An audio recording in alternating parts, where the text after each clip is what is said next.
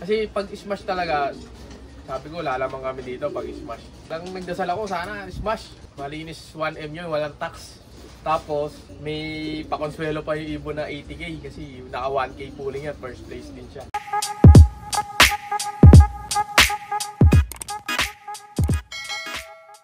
Good day mga kalapatids, ako nga pala si Ryan.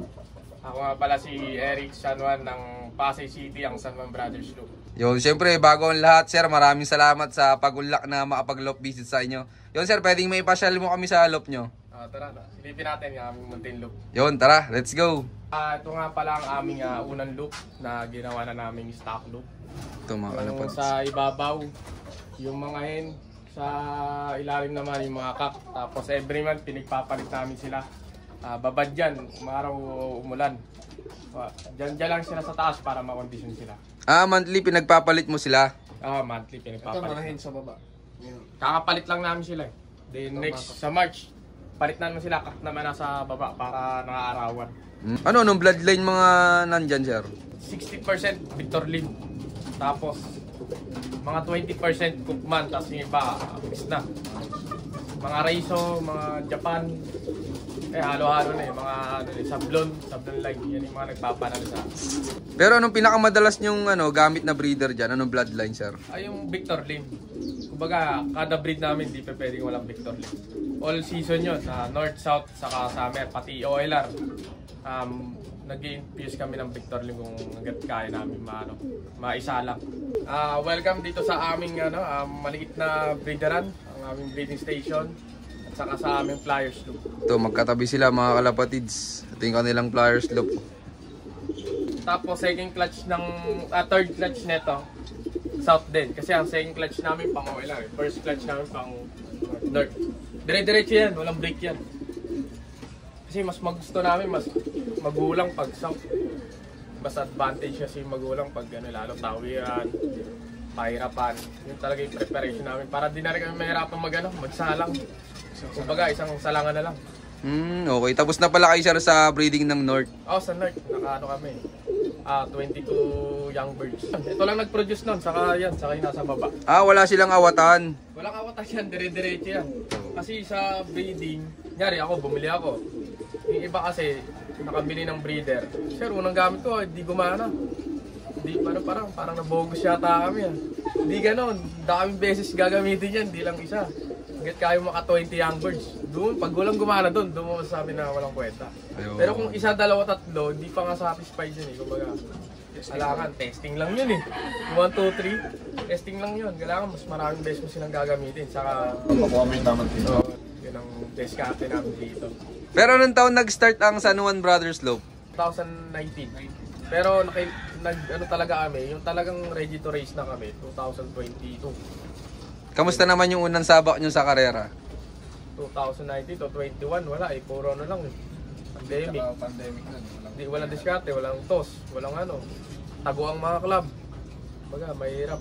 Ibon namin mula 2019 to 2020.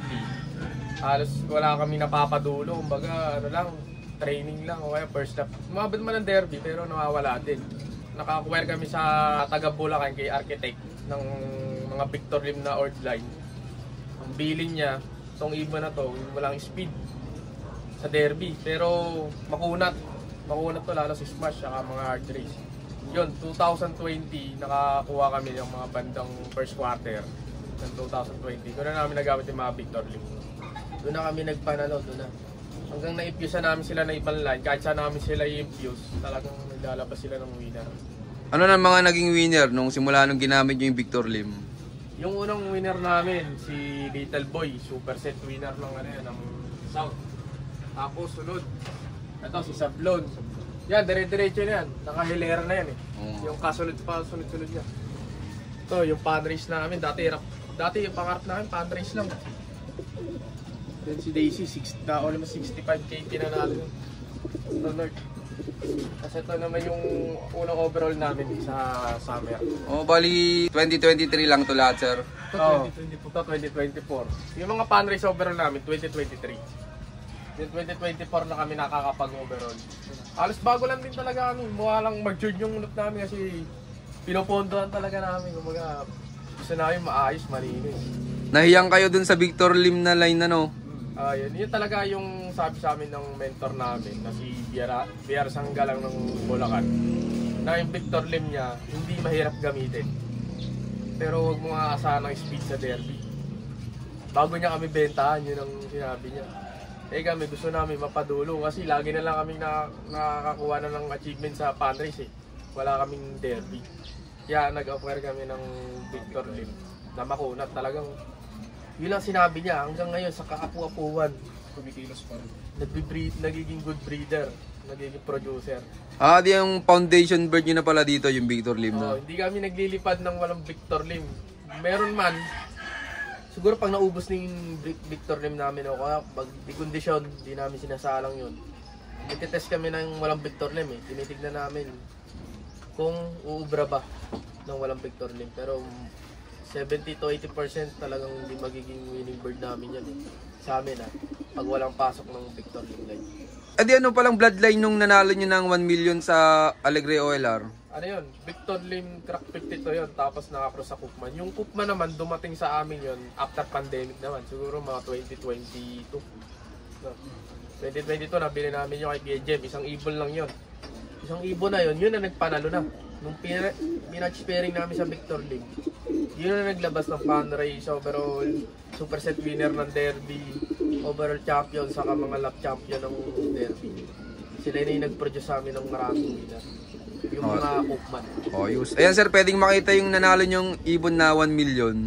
Ito yung hindi ko kasi mahawakan, dalang ilat eh. Pero pwede mo na lang tutukan ng Yan, ito. Ito mga kalapatids, hindi sanay sa hipo yung ibon. Kasi kakasalang din namin. Ito. Yan. Kakasalan din namin, iniiwasan mo na namin mahawakan. Ginawa mo na palang breeder, sir. Oo, ngayon. Kasi ito, pinaras ko sa kanya. Pinsan din niya, winner din niya, saka producer na rin niya ng overall champion. Producer din ng Kamigin, finisher din yan. Abangan natin yung pairing na to mga kalapatids. Ilan pala sir yung in-entry nyo sa Alegre OLR? In-entry namin doon, tatlong magkakaiba na lahi yun. Yun ang in-entry namin sa Alegre OLR. Tatlo lang yun, umabot yun hanggang last lap, tatlo. So ang pinalit lang ng Macau, isa. Pero maganda naman dahil first siya sa lahat. Tapos, kaya namin siya in-entry, yung bloodline na Victor Lim Cookman, kasi yun yung nagpapanalo sa amin. Kumbaga, yun ang in-entry namin sa OLR. Dahil bago kami sumali, season 1, ang target talaga namin sa Alegre is experience lang. Di ba pasama ka sa kauna-unang malaking one loop.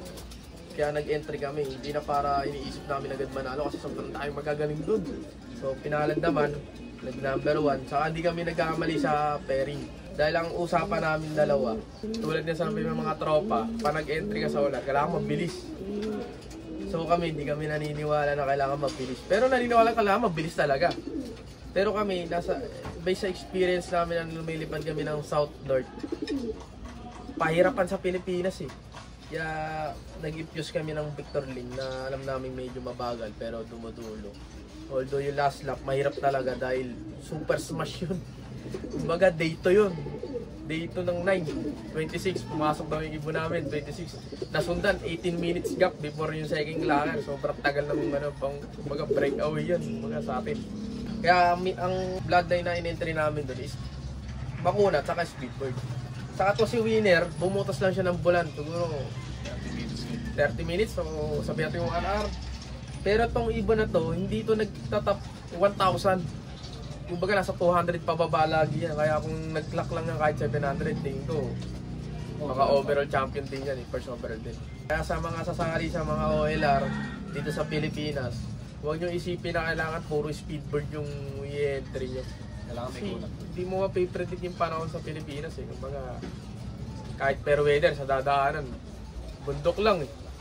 Yung tubig lang. Hindi katulad sa ibang bansa. Pag ni-reference mo kasi yung OLR sa ibang bansa, talagang ang dami nagsasabi hindi kami kasi hindi naman namin na-experience. Ang dami nagsasabi na yung karera nga doon sa ibang bansa hindi naman daw ganun kahirap.